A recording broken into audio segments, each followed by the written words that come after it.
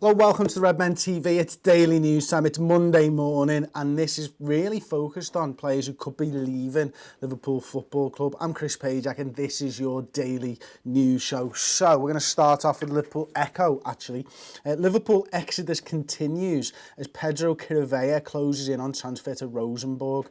21-year-old Spaniard will travel to Norway to undergo a medical in the next few days. Now, this deal is rumoured to be a potentially £3.5 million move. It looks like it's going to be £2.4 million guaranteed, with the fee potentially rising to £3.5 million with add-ons. Liverpool have actually negotiated a buyback option for each of his first 3 seasons at Rosenborg. So I guess there's a fee for if they buy him back at the end of the first year, a different fee for the second year, and potentially a different fee if they buy him back after 3 years. So this is a lad that was brought into the club under Brendan Rodgers, a very technically gifted footballer. We've seen him a little bit in pre-season at centre-back, and he's predominantly a midfielder, though technically gifted, but a very slight young man. He definitely feels to me like he hasn't had many opportunities at Liverpool, and I think that's probably down to his size and his weight more than anything else. As I say, he is a technically proficient footballer who just hasn't got any opportunities. It feels like the club's kind of moved on from Pedro Chirivella, and you could say that about quite a few young players over the last few years. Jurgen Klopp coming in and signing like Fabinho, who's around about 6'3", and likes of Virgil van Dijk, who's about 6'4", and then you could throw back at me that Naby Keita's only a short man himself, and Shaqiri, but the way in which they play football is quite different to Pedro Chirivella, who likes to just keep the ball moving and hasn't got that explosive turn of pace and ability to beat a man in quite the same way as someone like a Naby Keita. He doesn't play far up the pitch enough. Easy for me to say, to be able to be in one of those sort of attacking midfield spots. He's very much a central midfielder, maybe in the mould of Jordan Henderson type 6 more than anything else. I think I'm being fair saying that. So unfortunately for him, it just hasn't really worked out. He's had loan deals at Willem 2, and I think the other one was Eagles, something or other. Go Ahead Eagles over the last couple of years. He's only got a couple of years remaining on his contract. I expect him to go out this season. It looks like it's going to be done quite quickly. One that's just broken a few minutes before we went live is Liverpool have reached agreement with Super League side over Simon Mignolet. So Besiktas apparently wants Simon Mignolet, and it's actually a loan deal for Mignolet with an option to buy him at the end of the season, according to Fotomac. Mignolet is on the verge of signing for Besiktas, and the transfer deal could be completed within the next few days. Now, it's definitely a guy who doesn't want to be at Liverpool Football Club, I'd guess, right now. Alisson being brought in, breaking that transfer record for a goalkeeper for him. He fell behind in the pecking order to Loris Karius last season himself. Black Eagles are only interested in a loan move. Liverpool wanted 10 million quid, so maybe we get our 10 million quid after the season, but maybe not. Maybe Simon Mignolet will be a Liverpool player for a little bit longer. So this is read from TurkishFootball.com. Who apparently are saying that they made a loan move from on July 25th, not a permanent offer. Simon Mignolet looks to be going out. Let us know your thoughts on that one in the comment section below. The big one, Ben Woodburn, a potential loan move to Aston Villa as their transfer embargo is lifted. So Steve Bruce is now the manager at Aston Villa, and he's launched the bid to sign Liverpool's Ben Woodburn on loan. Now, we've done the Transfer Latest show on the website this morning, 40-45 minutes on all the latest potential incomings and outgoings. So, a bit more of a debate show around that, definitely a chat show where there's 3 of us sat here talking about all of these things. So if you like that type of stuff and you want to hear our opinions on all of these type of deals, we do cover this Ben Woodburn deal in greater depth and detail there. But, it feels like this isn't the end of Ben Woodburn. He's young enough that he probably needs a couple of loans potentially before he comes into the first team at Liverpool. It's important for Ben Woodburn that he gets the right type of a move and plays in the right type of system and position, I suppose, because Ben Woodburn right now for Liverpool isn't the Ben Woodburn that broke into the squad and scored that goal the season before last. This is Ben Woodburn who is kind of finding himself, I suppose, as a professional right now. Clearly an incredibly talented footballer, got the right type of attitude to succeed at a top club, but doesn't really have the experience to break into Liverpool's first team. You could question whether he's got the pace to play out on the wings. Has he got the size to play up top on his own? That's probably why we've seen a little bit more of him playing in midfield, and maybe down the line I see him as a bit more of that Adam Lallana type of player, guy with quick feet and good vision. likes to play a good ball in and a nice little through ball to a forward, but right now it's probably about getting lumped around in the Championship and really building on his experience. If he can go over to maybe Steve Bruce and Aston Villa, play at a big club under the spotlight in the Championship and a side that's probably pushing for promotion this season, maybe that will be a good move for Ben Woodburn. So yeah, let us know your thoughts on that one in the comments section, of course. Middlesbrough and Tony Pulis are eyeing up a bid for Sheyi Ojo. So Tony Pulis is looking to bolster his attacking options. And this isn't a move that I particularly like the looks of, just because of the way that Tony Pulis plays and the style of football that he plays, you know. Is Ojo going to be one of those out-and-out wingers to whip the ball back for a centre-forward? Or does that actually serve us any purpose because we're not that type of a side? Or is he going to be playing as sort of an inverted winger like we've seen Sheyi Ojo this pre-season? Would you like to see Sheyi Ojo in and around the Liverpool first team as cover maybe for a Salah or a Mane this season? Or are you comfortable with Liverpool's attacking options? Let me know in the comment section below. Again, another one of those stories that we've talked about at length, especially regarding the style of play. I think that's probably the important stuff from the Sheyi Ojo move. Not a Liverpool related transfer next as such, but a guy that we've been interested in for a long time now. Christian Pulisic has been on the lips of many a Liverpool fan over the last couple of years, and Chelsea are in talks with Dortmund over a £65 million move for Christian Pulisic. You know, 19 years old now. We came up against him only last week in the ICC, and he scored 2 goals against us. You know, he's clearly a prodigious talent, almost a generational talent. You know, we know he's American. We know that the Americans are supporting him, and we've often discussed how FSG maybe would like to buy someone like a Christian Pulisic to help the brand over there. But it's not the brand that's the important thing here, and it's not the brand that is the reason that Liverpool fans want to see, including myself, Christian Pulisic at Liverpool. It's the player, because the player is outstanding, as I say, a generational talent almost, rumoured to, well, he will probably go on, not rumoured, to be one of the world stars in football and certainly an American star in soccer. Excuse me, I'll never say that again, that was terrible. So yeah, I think Pulisic for 65 million quid, is it something that you'd like Liverpool to be a little bit opportunistic about? Would you like to see Liverpool go in for Christian Pulisic this summer if the deal is right? You know, 65 million quid. It's a lot of money to spend on a 19-year-old when they've not fully, filled out, and he's not a man yet, not a fully grown man anyway, is it? You know, he won't fill out until probably his early 20s. But is it a risk that you'd like Liverpool to take? I mean, you know, we know he's a talented footballer. Would he get game time to go on and improve and develop? Would Jurgen Klopp potentially like to look at I'll tell you what, Dortmund, for 55 million, I'll give him back to you for a year. And then maybe we pick him up next season in a Naby Keita style deal. Just saying. Let me know your thoughts on all of that in the comment section below. And finally, Rafa Honigstein has spoken out about the Nabil Fekir deal, or potential Nabil Fekir deal. In fact, it's not even a potential Nabil Fekir deal anymore. Rafa Honigstein has spoken to ESPN. And I'll quote here, if I can find the quotes. Fekir is definitely not happening. It has been the latest since June, and it won't change. So I think a lot of Liverpool fans will be a little bit gutted about this. You know, it's been rumbling on all summer, but really nothing has changed since he failed that medical. You know, Liverpool, it looked like we're in a bit of a back and forth in the media about him, you know, playing games with Jean-Michel Aulas and all that. But this medical, I think, has really put Liverpool off. And right now, it doesn't look likely that this is going to happen at all. Are you happy? Are you sad?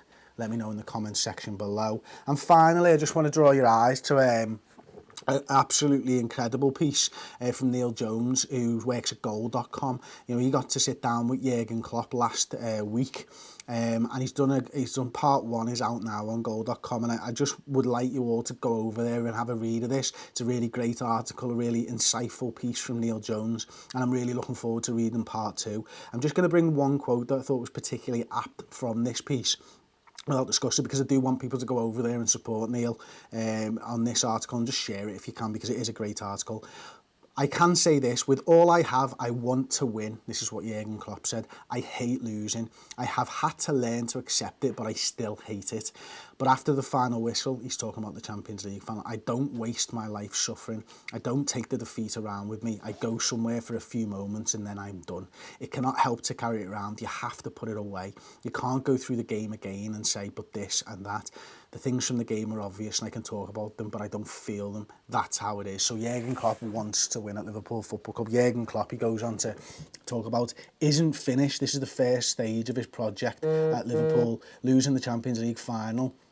Is not the end of this life cycle of this team. This is only the start, and it's great to read because it puts you in a good mind frame going into the season, because I think everybody has the lingering doubts around what's going to happen. The Fekir deal maybe has made people feel a little bit down on it, but this is a side that Jurgen Klopp believes in. This is a side that Jurgen Klopp has built, and this is a tremendous footballing side that we're going to get to witness again, and we should take pleasure from that and happiness knowing that we're going to see some outstanding performances, because we really are one of the best sides in Europe right now, and it's unfortunate that a side like Manchester City exists in England, because they really are one of the best sides in Europe right now, and fair play to them. They've gone about it. They've got Pep Guardiola, and they got the record for a 100-point season in the Premier League. It's going to be tough to overturn them, but we've got the right man in charge and the right players on the field to be able to have a good pop this season. So I'm going to get into some of the comments now. Sai, if you've got anything for me, that would be absolutely fantastic. Yeah, something I found quite interesting. We actually had a couple of Aston Villa fans in the comments talking about Woodburn. And Ozzy seems quite adamant. He says, we already have our own youngsters of blood. Why should we take Woodburn? And we have got another one. Kean Davis said, I wouldn't mind Ben Woodburn. I feel like a good player up the Villa. Okay, yeah, I mean, listen, if there are a load of Villa fans watching, he is a good player. He's a very good player, and he's filled out a little bit this off-season as well. You can see in pre-season, you know, we've been playing him as a centre midfielder. Actually, let me know, Villa fans who are watching, where you think he'd fit in, because I think that's quite interesting from a Liverpool fan perspective. And say, if they do reply, yeah, would you let us know there? Because, you know, he's a guy who broke into the Liverpool side very much a centre-forward during his younger career in the unders and stuff, and he's played a little bit out wide for us, but you know, we've mentioned it before, he doesn't really have the pace for that type of a role in this Liverpool setup. You know, we have the likes of Mo Salah and Sadio Mane breaking into that space and cutting in from inside, whereas he's a little bit more technical. You know, he's got the moves and the vision to be able to pick out a man, as I say, maybe more in the Adam Lallana, Phil Coutinho role than anything else. He can obviously take a shot as well, so I'm interested to see if he does go to someone like a Villa and plays under the spotlight. You know, Aston Villa, a historically massive club in England, there will be a lot of eyes on him. That can only be a good thing for us instead of going to a smaller side that are doing well in the Championship. I'd rather him go to a massive media fan base like Aston Villa and have to play under the pressures that he will have to play under there. Have anyone got back in touch with us yet? No, I don't think so, but in terms of the Liverpool fans in the comments, I think people are generally saying it'd be a good move. So Real with Cheese says, I think it'd be a good loan move for Ben Woodburn. He'd get decent game time and show the league what he's about. Harry Cooper says, I'm not fussed if he goes.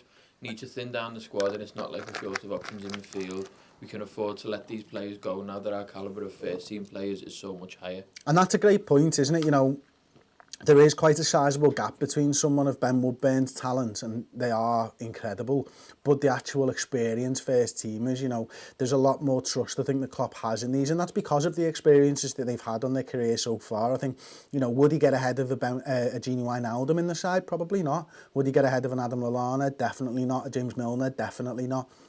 It's whether we think of him as a centre midfielder or an attacking midfielder or maybe a winger or a centre forward. And I feel even there, the drop-off's just too big. So he's going to be a star player for Liverpool somewhere down the line. As I say, he's young enough that these loan deals are only going to help his development. It's not a guy we're writing off at Liverpool. We do want to see Ben Woodburn in the side at some point in the future if he continues to develop the way in which he has already at this young stage of his career. But it's only a good thing that Liverpool have got great first teamers. That's brilliant. That's exactly what we want. It shouldn't be easy for young kids to break into this side, not if we want to challenge for trophies. Because quite honestly, it's very difficult to win things with young kids. You know, obviously everybody knows Alan Hansen's quotes from the 90s and what Alex Ferguson did with Manchester United about not winning with kids and all that type of stuff and improving Hansen wrong. It was nearly 30 years ago. You know what I mean? And it hasn't really happened since. It just shows you what an incredible job, unfortunately, the Ferguson did for that. Okay, you've got any more comments in there, mate, about any of the others? What about anything on Pulisic? So, Dave Milligan says, would you prefer Fekir or Pulisic? Pulisic. Only from the fact that there's no problems with his medical, and I like Fekir, and you know, we've done a lot of research on Fekir. I can't profess to have watching him for Lyon last season until we were linked with him, but I've seen Pulisic sort of develop over the last couple of years. We did a lot of research on Dortmund, not last season as such, but definitely the year before when he had a very strong year. Bit of a downturn for Pulisic last year, I'd say. But his ceiling's just so high, and I like what everything else, you know, I talked about how it doesn't matter about the brand type of thing, but that can only stand Liverpool in good stead as well, can't it? You know, more supporters around the world means that we're going to get more money, quite frankly, and maybe that's quite a cynical way of looking at it, but the bigger the brand, the better transfers that we'll be able to get in, and the bigger the brand, the more likely people are going to want to play for us from far-reaching places. So we've had Blue Super Chat from Tej Peterson, thank you so much for that. And another one from DJ Porridge Bowl, great name. Hi lads, would love to come to Dublin, but I'm too young. Oh mate, yeah, we're so nearly sold out. There's less than 10 tickets left for that Dublin show, and I'm afraid it is over 18s only. They're the rules of the bar, not of us.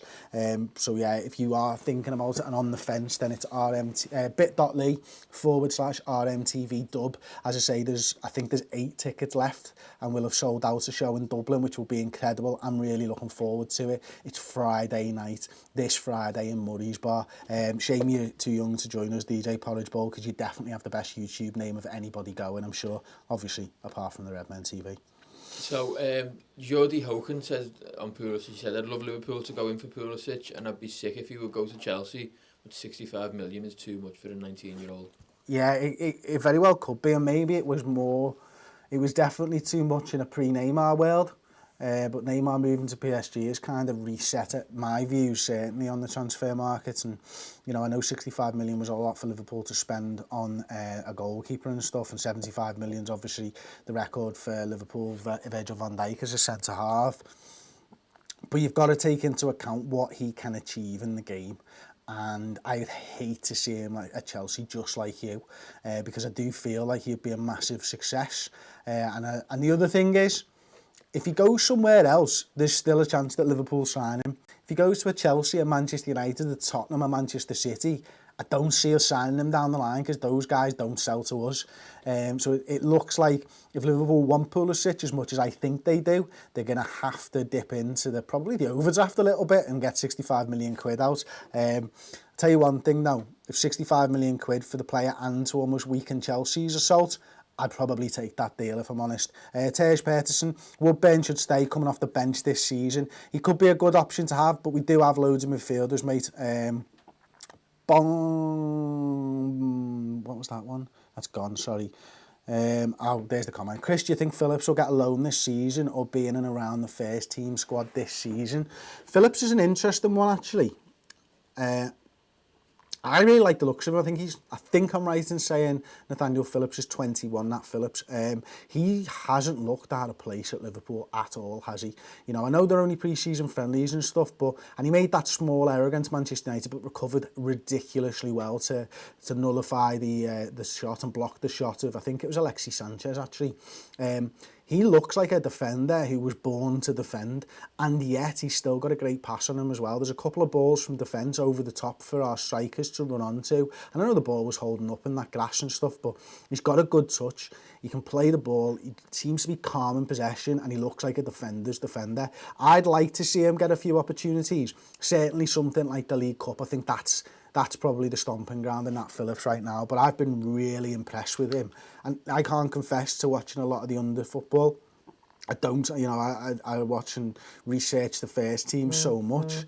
I've been really impressed with Nat Phillips in pre-season, I really have. Jordi Hoken, Green Tube Chat, thank you. Can't wait for the season to start. Transfer period has been great already. Fair points on Pulisic, you've won me over again. Hey, nice one, Jordi, appreciate that one. Sam Brooks says, do you think Shaqiri could get into the starting 11 in the 10, or do you reckon Lallana and Hendo will take the midfield place alongside Fab and Naby?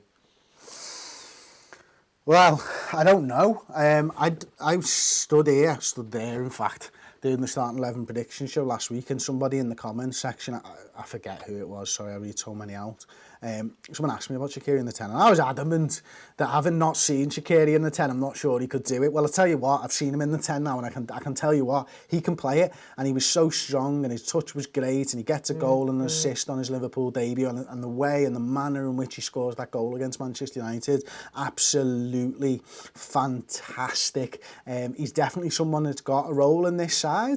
and maybe he'll have a bigger role than what we previously thought. Again, not to keep on badgering you about the Transfer Latest podcast that we've recorded today, but we do talk about that. We talk about what the potentials are of him and how we see him fitting in, and whether he was actually the Fekir replacement, because we've not been linked with any other Fekir replacements, so we hypothesised that maybe Shaqiri was it. Maybe we've just taken advantage of that, and we've got him in, seen him playing, gone, this guy can play in multiple roles for us, but I'm very, very excited.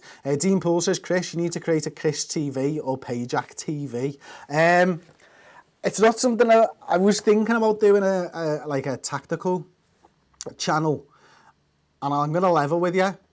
It's a lot of work, and I just don't know whether I've got the time to be able to do that and, you know, give my all to Redmen TV at the moment. I don't know. I don't know whether it's something that I want to do, to be honest. I enjoy this a lot. I don't know. But thanks anyway. I appreciate the comments. I'm glad that somebody wants to watch me make videos. It would probably be cooking with Chris, to be fair. I think I've had a lot of them in the comment sections over the last few weeks. And, you know, a lot of comments on my kitchen. So thank you very much for everybody who's commented on how nice a kitchen I've got. Designed that one myself with the wife. So pleasing. My wife was very happy that everybody liked the kitchen as well. Chris Brown has said, Chris, what do you think of Curtis Jones' performances throughout pre-season? Mate, he's amazing. I nearly got him on a video, did you see? I can't remember what game it was. Was it Blackburn? It was Blackburn. It was Blackburn. And I if you go and watch my match reactions, Blackburn, he walks behind me and I kind of mention him, but he's got an interview with Sky and he wouldn't blow them off for me, which is fair play, like. You know, I won't hold it against him for long. He's been brilliant. He's been absolutely superb, and he's the guy who, from all the kids, I mean, I know Nat Phillips is impressed, and I know that Rafa Camacho's impressed me as well. Curtis Jones looked ready for it. He looks hungry for it. He looks like he's going to fight to get into this first team. And listen, he's not going to stagnate by playing in the under-23s this season, but he's an exciting player, and, you know, another Scouser coming through. Absolutely brilliant, and he seems to... sorry, I've just seen a comment from Narcissus Theory. I'll get to that in a second. I've forgotten what I was saying. I'm going to get to it now. Payjack the Naked Chef. Yes. I wondered how long it would be for something like that to come up with the Payjack nude stuff. Flynn, 2008. Will Redmen ever reach a point where you and Paul can step back and let the rest of the lads take the lead, or would you find it too hard? That's a great question. I tell you what, I'm gonna copy and paste that, and we're gonna put that into the podcast for tomorrow, and we'll answer that together because Paul will be here hopefully to record the podcast with me tomorrow. You know, after he's finished gallivanting around the world and interviewing Jurgen Klopp on his own. That hurt so much. I texted him. I was so angry with him. I hated him that day that he got to interview Jurgen Klopp. He got 30 minutes sit down with Jurgen Klopp. And I didn't, and he did, and that pains me so much. We're not mates anymore. That interview is going up on the website, so we talk about it all the time, about it being a great time to subscribe to the website. Tell you what, if you start your 3-month trial, you're going to get a 30-minute interview with Jurgen Klopp over the next week or so. So do it now. The redmentv.com first month is free, so you get a 30-minute interview with Jurgen Klopp for free. And then if you don't like it, feck it off. I'll be sad. You'll hurt me feelings. But you'll have got a free Jurgen Klopp interview out of it with the Redmen TV in America. I say with the Redmen TV, with Paul. Right, well, I've got myself into a right mood now, so we're going to end the video. I'm absolutely fuming again just talking about that site. Everybody's gutted, aren't they? Yep. We all hate you, Paul. We all hate you. Thanks very much for watching. Like the video, subscribe to Redmen TV on YouTube, and as I mentioned, do it on the website as well, because you will get a Jurgen Klopp interview out of it. Thank you all for commenting. Thank you all for watching the videos. Thank you all for subscribing. We'll see you next time. Ta-ra.